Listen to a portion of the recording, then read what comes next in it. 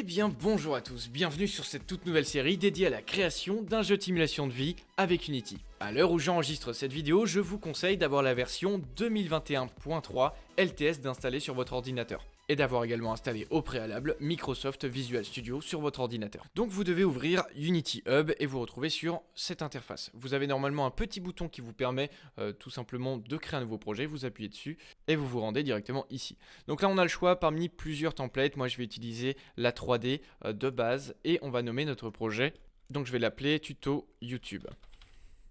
Voilà, hop, et ensuite on va créer sur Create Project.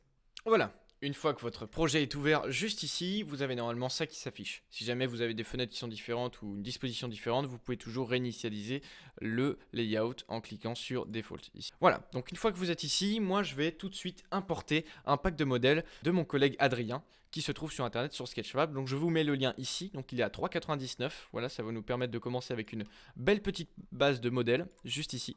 Les modèles sont également disponibles gratuitement sur son serveur Discord qui se trouve aussi en description. Je vous laisserai chercher par vous-même là où on pourra les télécharger. Donc ça nous laisse une belle base pour commencer notre jeu de simulation.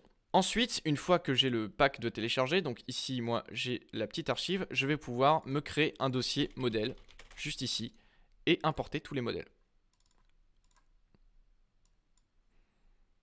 Voilà. Le pack est vraiment très léger, donc vous devrez vraiment pas mettre beaucoup de temps à le télécharger et à l'importer.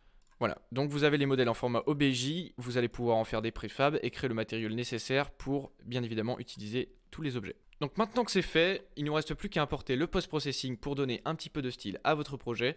Donc comme moi j'utilise les shaders de base de Unity, donc le built-in et pas de URP ou HDRP, ce sera un peu différent si vous utilisez HDRP ou URP. Donc je vais aller dans le registre de Unity et je vais taper post-processing. Ensuite, j'appuie sur installer et j'attends. Une fois que le post-processing est installé, on va pouvoir se rendre dans le dossier scène et renommer notre scène en scène game. Et on appuie sur reload.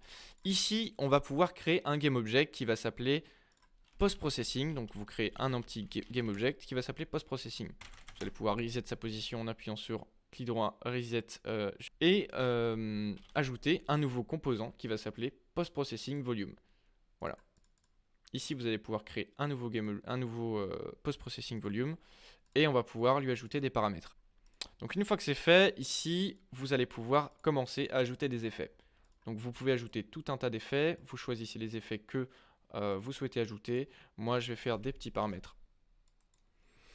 Pour voir les paramètres qui s'appliquent en temps réel, vous pouvez vous rendre sur la caméra et ajouter un post-process layer. Et ici, il va falloir qu'on crée un nouveau layer, juste ici, qu'on va nommer post-processing. On se rend sur le game object du post-processing et on lui attribue le nouveau layer. De retour sur la caméra, on ajoute le layer post-processing.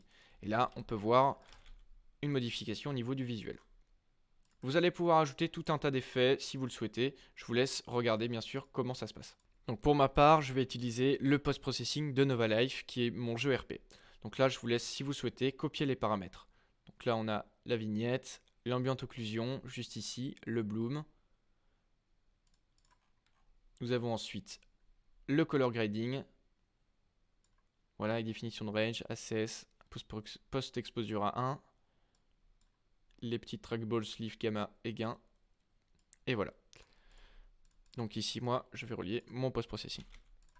Une fois que c'est fait, on va pouvoir juste commencer avec un cube qu'on va mettre à la position 0, 0, 0 et ici, faire une petite plateforme. Ça sera la base de notre jeu. La prochaine étape sera d'ensuite créer les mouvements du joueur. On se retrouve donc dans la prochaine vidéo pour pouvoir faire ça ensemble. Merci à tous et à bientôt.